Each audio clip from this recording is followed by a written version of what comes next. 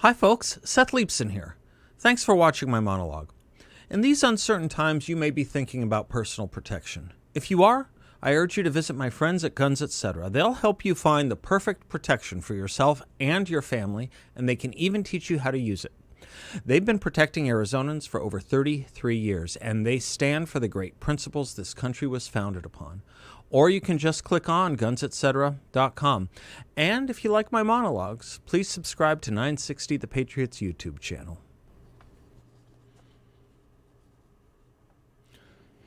Welcome back to the Seth Leipson Show, and happy December 7th, 2020. For those who don't see America as a house divided right now, you only need to look to the U.S. Senate race in Georgia. If you missed the debate last night between Kelly Loeffler and Raphael Warnock, I do urge you to watch it. And the softball questions Reverend Warnock took from the moderators, the media. The charges were substantial from Kelly Loeffler. The moderators, made up of Georgia's legacy media, were not substantial. No follow-ups, no effort to pin down Reverend Warnock at all about his leftist statements and sermons or background, labeled socialist and communist by Senator Loeffler. There was a day in this country those charges would have made national headlines, accusing a candidate for the U.S. Senate being a communist, especially in a nationally attended to race. The headlines are not there today. It's all very ho-hum, as if common and expected. Nothing to see here, nothing different. It's almost as if to say sotto voce, yeah, well, that's the Democratic Party. This has been a long time coming, but we may start at the top. Barack Obama today is now defending Reverend Jeremiah Wright, saying his GD America sermon was taken out of context. In 2008, when Barack Obama was running for president, he gave a famous and big speech on that very same sermon of Reverend Wright's in order to denounce it. All of that was evidently a shell game. In 2008, Obama said he'd never heard Reverend Wright talk like that. Today, he's defending it. And yet, even in 2008, Barack Obama was lying. The year prior, in 2007, when Barack Obama was going to announce his presidential run, he actually disinvited Jeremiah Wright from attending the event, telling him, quote, "You can get kind of rough in the sermons, so what we've decided is that it's best for you not to be out there in public," close quote. Obama knew in 2007. He wasn't surprised in 2008. He knew of Wright's radicalism, and the media knew Obama knew. Just as the media knew of Barack Obama meeting with Louis Farrakhan in 2005, his first year in the U.S. Senate, when the Congressional Black Caucus brought Farrakhan in to speak with them. Mr. Obama took a picture with Farrakhan, and the media suppressed it. Mr. Obama was fawning, saying, quote, "He's much better looking than me," japing around with Mr. Farrakhan and the group in the room. Now Barack Obama is praising Mr. Wright again, and so too is Raphael Warnock in Georgia, who has defended him for years. This comes to us especially raw when we think about leaders and would-be leaders who defend the idea that God should damn America, and that when we were attacked on 9/11, we deserved it. Chickens coming home to roost. Same phrase Malcolm X used when John Kennedy was assassinated. It comes to us especially raw when we contemplate today's date from 1941, Pearl Harbor Day. Did we have that coming too, perhaps? Did we deserve that?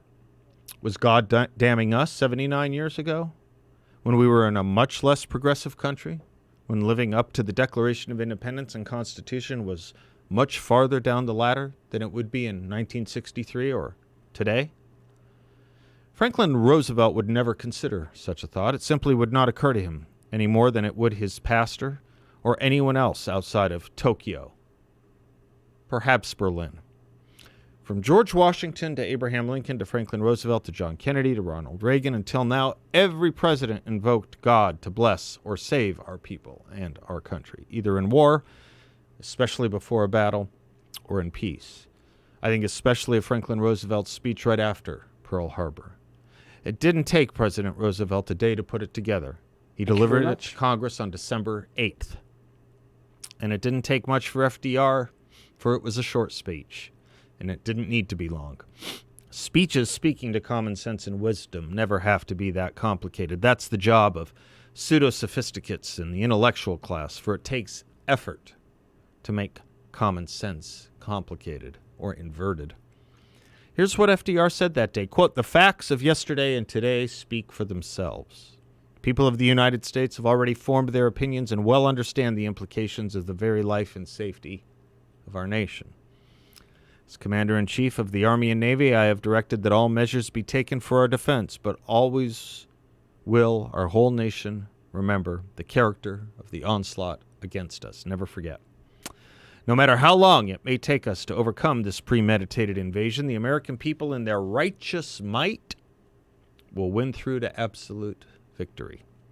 I believe that I interpret the will of the Congress and of the people when I assert that we will not only defend ourselves to the uttermost, but will make it very certain that this form of treachery shall never endanger us. Hostilities exist. There is no blinking at that fact, that our people, our territory, our interests are all in grave danger. With confidence in our armed forces, with the unbounding determination of our people, we will gain the inevitable triumph. So help us God." Close quote. FDR said our might was not damnable, but righteous. And he didn't ask God to damn us. He said we will triumph militarily, so help us God. That's the right notion. That's the American sense of things. But it wasn't the Berlin or Tokyo sense of things. It was the American sense of things. Just as God damning us in 2001 and years subsequent wasn't the American sense of things. That was the Kabul, Mecca, Tehran, Ramallah sense of things. Of a sudden and at long last, in Atlanta, Georgia, it seems to be okay for it to be foisted on us as the American sense of things. Perhaps again or for the second time. That's what rubs so raw when preachers, men of cloth, men of God, invoke him to damn us in our country. It's not just theologically problematic, it's quite simply un-American. And we shouldn't shrink from saying it. You know, it strikes me, Democrats already elected, particularly in the U.S. House of Representatives and Senate, from Nancy Pelosi to Chuck Schumer, they tell us things, policies, you name it, are un-American all the time. Existential threats to our country and our Constitution. But they miss the speck for the plank when people in their party seek to join their ranks of leadership, literally speaking anti-American and un-American bile. I don't know why this is so hard, but I think I used to know. I used to think racial minority status provided a certain form of immunity. That is, nobody was ever so hard on Louis Farrakhan, for example, as they were David Duke, though they represented and spoke with the same vile and noxiousness. But the way Bernie Sanders has been coddled, respected, given air, convinced me there's no need of a racial immunity from criticism anymore. White or black, it doesn't matter. If you praise communists and communism, be it Fidel Castro or the Soviet Union, it doesn't matter anymore. It used to. It just doesn't now. Give the universities 30 years and they will manufacture a culture of communism that is respectable, if not nearly dominant, in our thinking. If that's too strong, consider what graduating millions of students a year, steeped in a sociology of blame America first philosophy, will lead to. And if the thinking from our journalists and political class is insouciant and impassive about communism in America and American political leaders touting socialism, that's why. 30 years of graduates in this stuff. What's interesting is all these schools used to have trustees who would have nothing to do with that sort of crap thinking. If they were not World War II veterans, they were captains of industry and businessmen and businesswomen who believed in capitalism, democracy, but they didn't care about curriculum or what the faculty were doing. Describing how all this changed in the 1960s in Claremont, California, Professor Jaffa wrote of his board of trustees, quote, "All of these trustees were as tough as nails over their brandy and cigars after their comfortable banquets. Apparently, however, it was not Churchill's brandy that they drank, nor his cigars that they smoked. Since they themselves were far from the bombs and the fires and the threats, it's hard to comprehend their detachment and pusillanimity. They could have made a difference, but they would not do so." Close quote.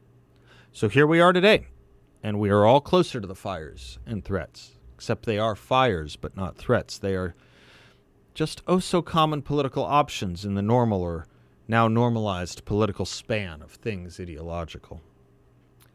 I guess I think about this all a little differently or emotionally, thinking about how my dad fought in World War II, and my mom's birthday was yesterday, and she recalled that nobody showed up for her 8th birthday party because of what happened on December 7th, 1941. We knew better who we were then, whether there was sadness in my mom's case or heroism and duty in my dad's, or just a better understanding of who we were. As Churchill himself wrote in his memoirs on World War II, he wrote this in the Grand Alliance, quote, "I could not foretell the course of events. I do not pretend to have measured accurately the martial might of Japan, but now at this very moment of Pearl Harbor, I knew the United States was in the war, up to the neck and into the death." So he had won after all. After Dunkirk, after the fall of France, after the horrible episode of Iran, after the threat of invasion, when, apart from the air and the navy, we were an almost unarmed people, after the deadly struggle of the U-boat war, the first battle of Atlantic gained by a hand's breadth, after 17 months of lonely fighting and 19 months of my responsibility and dire stress, we had won the war. England would live. Britain would live. The Commonwealth of Nations and the Empire would live. How long the war would last or in what fashion it would end, no man could tell, nor did I at this moment care. Once again in our long island history, we should emerge, however mauled or mutilated, safe and victorious.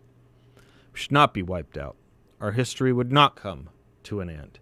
We might not even have to die as individuals. Hitler's fate was sealed. Mussolini's fate was sealed. As for the Japanese, they would be ground to powder. All the rest was merely the proper application of overwhelming force. The British Empire, the Soviet Union, and now the United States, bound together with every scrap of their life and strength, were, according to my lights, twice or even thrice the force of their antagonists. No doubt it would take a long time. I expected terrible forfeits in the East, but all this would be merely a passing phase. United, we could subdue everybody else in the world. Many disasters, immeasurable cost, and tribulation lay ahead, but there was no more doubt about the end. Silly people, and there were many, not only in enemy countries, might discount the force of the United States. Some said they were soft, others that they would never be united. They would fool around at a distance. They would never come to grips. They would never stand bloodletting. Their democracy and system of recurrent elections would paralyze their war effort. It would be just a vague blur on the horizon to friend or foe. Now we should see the weakness of their numerous but remote, wealthy, and talkative people. And I had studied the American Civil War. I had fought out to the last desperate inch. American blood flowed in my veins. I thought of a remark which Edward Grey had made to me more than 30 years before, that the United States is like a giant boiler. Once the fire is lighted under it, there's no limit to the power it can generate.